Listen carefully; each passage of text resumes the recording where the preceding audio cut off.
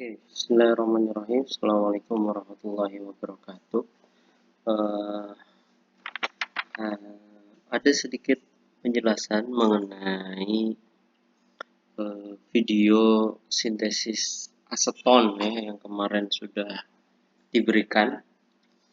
Oke, beberapa penjelasan sepertinya perlu diberikan supaya pemahamannya lebih baik lagi. Oke, awalnya kemarin kita materinya mengenai sintesis aseton. Oke, sintesis aseton ya. Aseton ini termasuk pada senyawa organik yang memiliki gugus fungsi yaitu keton. Keton itu rumusnya adalah RCOR ya, dengan R ini bisa alkil ataupun aril. Oke, dalam aseton sendiri rumusnya adalah C2H6O ya. Atau kalau strukturnya adalah CH3CO CH3. Nah, ini adalah struktur dari aseton. Aseton atau namanya dimetil keton. Oke, itu ya. Kemudian kemarin di video dijelaskan juga bahwa dalam sintesis aseton ini reagen yang digunakan adalah 2-propanol ya, 2-propanol. Nah, 2-propanol ini berarti karena airannya ol, ini berarti ya golongannya adalah termasuk pada gugus fungsi alkohol.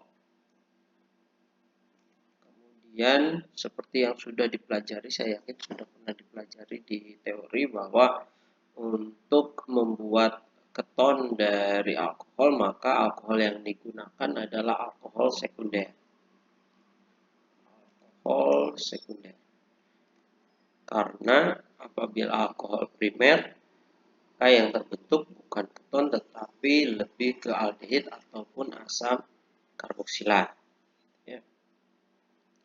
Oke, alkohol sekunder 2-propanol strukturnya adalah CH3 CH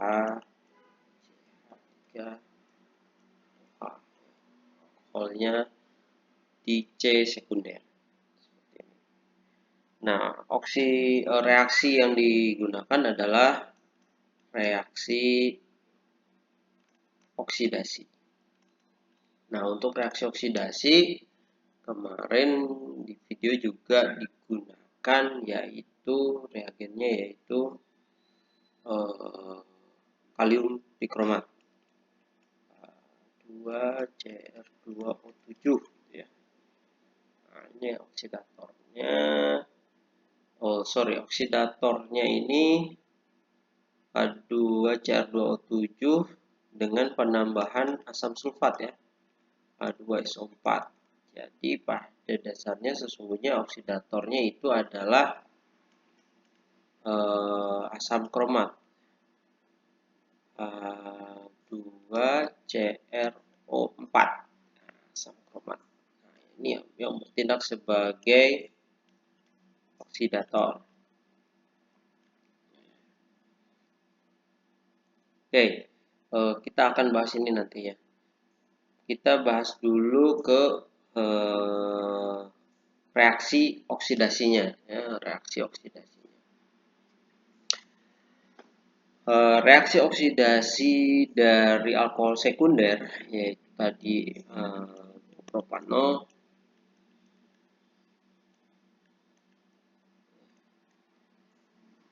ini menghasilkan keton ya, menghasilkan aseton CH3CO. Nah, aseton sendiri atau gugus keton sendiri ini cukup stabil terhadap oksidasi berikutnya. Misal di sini ada terbentuk lagi oksidatornya ya, masih ada oksidator sisa gitu misal. Ini oksidator oksidator, kemudian di sini ada lagi oksidator sisa. Karena keton ini cukup stabil terhadap reaksi oksidasi, maka tidak bereaksi berikutnya menjadi asam karboksilat ataupun tidak bereaksi menjadi asam karboksilat gitu ya. Berbeda dengan aldehid ya, berbeda dengan aldehid. Apabila aldehid gitu ya, COH, nah, strukturnya seperti ini, ada hidrogen yang terikat di C karbonil, maka ini cenderung akan teroksidasi kembali menjadi COOH. Nah, teroksidasi kembali, teroksidasi lebih lanjut gitu ya menjadi asam karboksilat. Nah, ini salah satu perbedaannya ya, karena secara struktur keton ini lebih stabil, berbeda dengan aldehid yang memiliki hidrogen ya yang terikat pada C karbonil. Nah, ikatan antara C dengan H di sini ini lebih lemah dibandingkan dengan ikatan antara C dengan CH3, sehingga H di sini akan mudah dilepaskan untuk reaksi oksidasi. Oke, itu saya kira penjelasan sedikit. Takut tertukar, ya. Takut ada konsep bahwa bisa teroksidasi lebih lanjut. Tidak. Cukup reaksi berhenti di sini. Ini tidak bereaksi.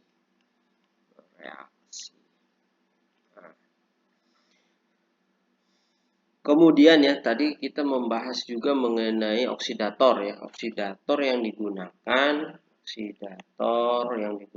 ini bisa macam-macam sebenarnya ya.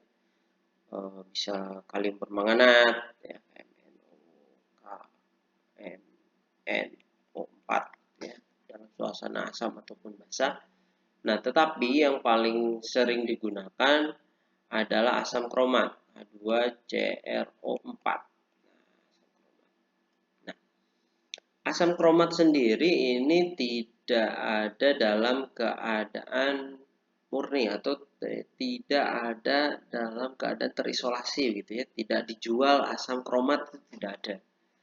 Nah, asam kromat ini harus dibuat terlebih dahulu. Caranya ya dengan hidrasi dari kromat atau dikromat.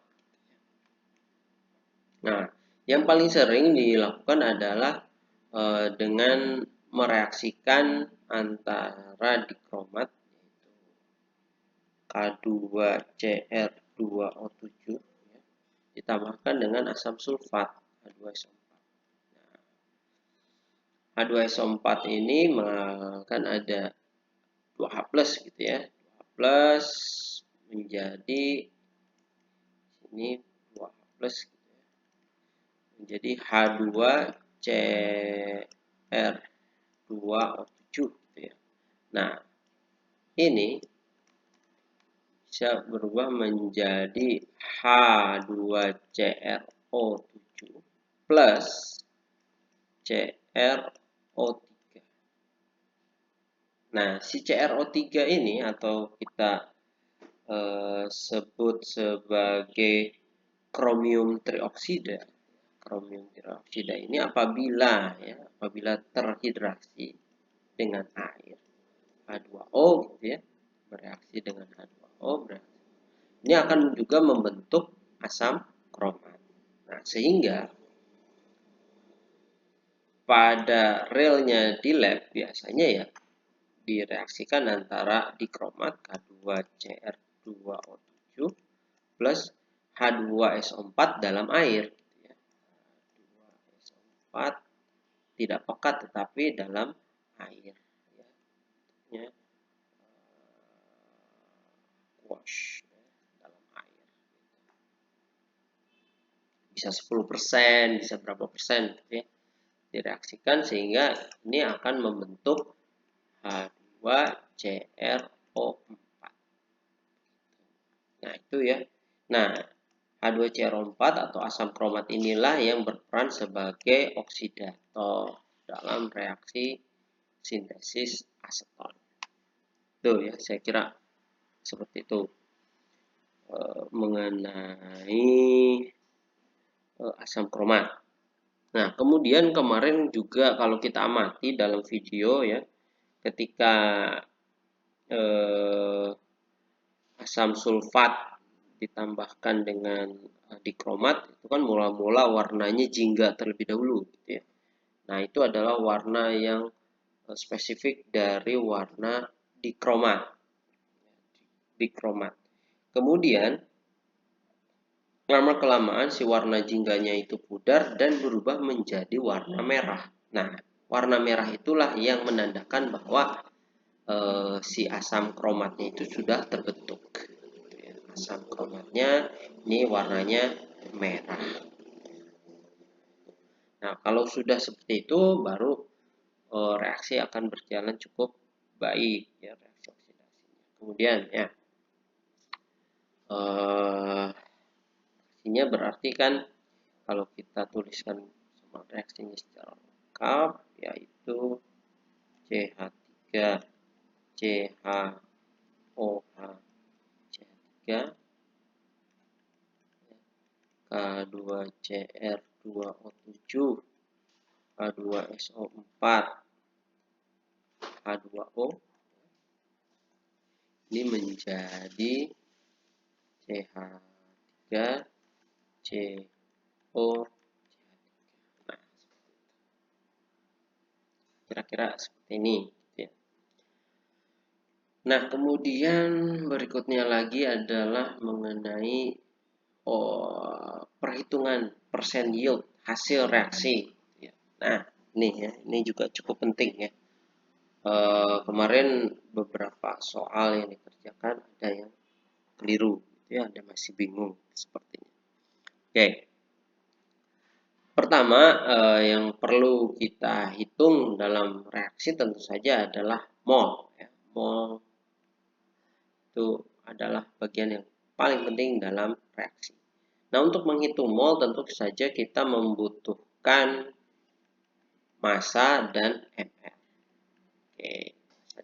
Nah, sedangkan kemarin si 2-propanol ini bentuknya cair, gitu ya. Bentuknya cair, maka ya harus dicari dulu massa jenisnya sehingga kita bisa menemukan massanya. Oke, contoh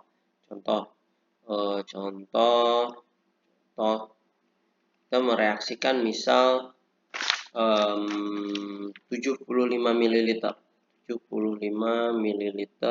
2-propanol. Nah, pertama ya kita harus hitung dulu massanya. Massa itu berarti volume dikali massa jenis. 75 ml dikali massa jenis dari propanol itu 0,786 gram per mililiter. Nah, perlu dipastikan juga bahwa kemurnian propanol yang digunakan ya. Kita anggap propanolnya murni 100%. Jadi sebagai reagennya murni 100%. Jadi kita gunakan 75 ml dikali 0,786 gram per mililiter. Mililiter coret sama dengan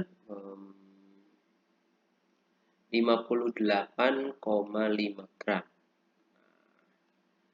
Nah, dari massa ini baru kita bisa menghitung mol. Mol itu berarti massa per ml. Massanya 58,5 per mR-nya 2-propanol 60. Maka molnya didapatkan molnya 0,9825 mol. Nah, untuk menghitung persen yield, kita harus mengetahui mol yang terbentuk ketika reaksi berjalan sempurna, ideal. Nah, ketika reaksi berjalan sempurna ideal, karena ini 1:1, maka yang terbentuk juga harusnya ada sebesar 0,9825 mol dari aseton. Nah, dari sini kita bisa menghitung massa aseton yang terbentuk. Tentu saja dengan dikalikan dengan mR, karena massa itu ya sama dengan mol kali mR. Sini massa sama dengan 0,9825 dikali mR dari aseton itu adalah 58. Ini massa mol dikali mR sama dengan 56,985 gram. Nah, udah ketemu nih massa ideal apabila reaksi berjalan sempurna. Reaksi berjalan ideal seharusnya ketika kita mereaksikan 75 ml tadi ya, 2 propanol, harusnya menghasilkan 56,985 gram aseton. Nah, bagaimana kemudian menghitung persen yieldnya?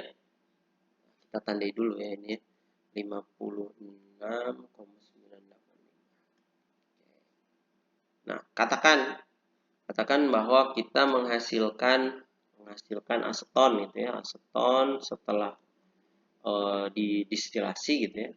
Reaksinya kan metodenya kan metode distilasi ya. Nanti dijelaskan lagi distilasi ya. Dengan distilasi, setelah didistilasi didapatkan katakan 50 ml. 50 ml ya, hasil. Kemudian hasil ini dianalisis untuk mengetahui kemurnian aseton.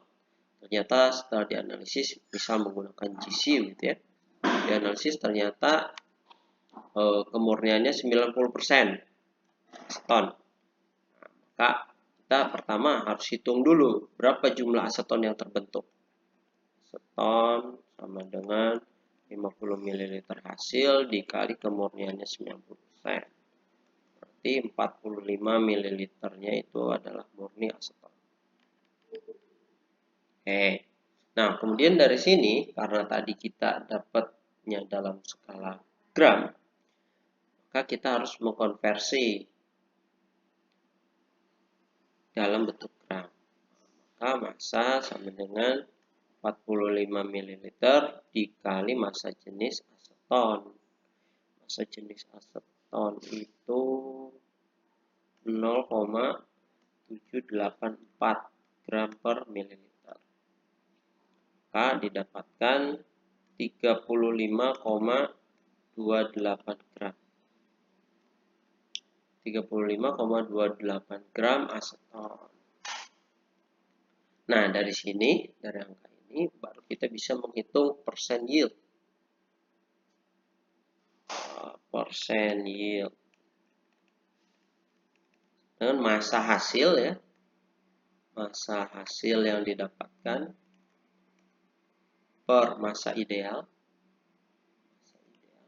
Saya tulisnya ideal ya. Ketika bereaksi sempurna gitu ya, dikali 100%.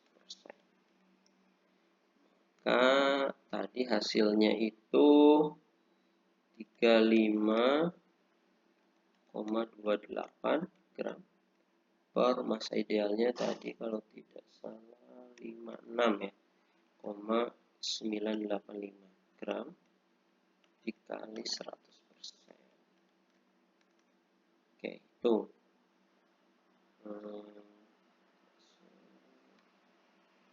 Oke, 61,91%. Nah, maka didapatkan persen yieldnya adalah 61,91%. Nah, kira-kira seperti itu. Itu untuk menghitung persen yield. Nah, kemudian tadi ya, membahas sedikit mengenai metode sintesisnya atau metode yang digunakan dalam sintesis ini. Sebenarnya kalau untuk reaksi oksidasi menggunakan asam kromat itu ya bereaksi pada suhu ruang. Nah, akan tetapi tentu saja dalam sebuah reaksi di sini misal gitu ya, misal dalam sebuah labu gitu ya, kemudian direaksikan nih, dimasukkan 2 propanol, kemudian kemudian asam kromat gitu ya, 2CrO4. sub hasil reaksi. Nah, maka di sini tentu saja mungkin reaksi itu tidak, ya di dunia ini tidak ada yang ideal, gitu ya. Pasti ada reaksi samping, pasti ada yang tidak bereaksi dan lain sebagainya. Nah, oleh karena itu dibutuhkan sebuah metode untuk memisahkan hasil dari zat yang tidak diperlukan. Nah, di video kemarin cara untuk memisahkannya yaitu digunakan metode distilasi. Nah, distilasi ini adalah metode pemisahan berdasarkan perbedaan titik didih. Titik didih. TP, boiling, temperatur. Oke. Di sini karena aseton itu memiliki titik didih yang lebih rendah, maka ketika dipanaskan pada suhu ya, sekitar 50 sampai 60 derajat Celcius, yang menguap ya hanya asetonnya saja. Kemudian kemarin kan dihubungkan dengan pendingin gitu ya. Kemudian dihubungkan dengan tempat penampungnya. Panaskan, jadi si asetonnya menguap, kemudian masuk pendingin, kembali berubah menjadi cairan, kemudian tertampung di sini. Nah, kira-kira metodenya seperti itu. Sedangkan si 2-propanol yang memiliki titik didih yang lebih tinggi ya tidak menguap. Di sini diharapkannya tidak menguap. Jadi yang menguap adalah asetonnya saja. Jadi kita harus pintar-pintar men-set suhunya ya, supaya suhunya adalah suhu yang tepat untuk memisahkan aseton dari zat yang lainnya, atau ya suhu yang bisa menguapkan aseton tetapi tidak bisa menguapkan yang lainnya. Setelah menguap masuk ke pendingin, kemudian masuk ke penampung. Nah, dari penampung ini baru kita bisa hitung, bisa ukur volume hasil sintesisnya. Kemudian setelah itu dianalisis kemurniannya, nah baru kita bisa menghitung persennya. Oke, saya kira itu ya sedikit penjelasan mengenai sintesis aseton yang bisa saya berikan. Mohon maaf apabila masih ada kekurangan. Terima kasih. Assalamualaikum warahmatullahi wabarakatuh.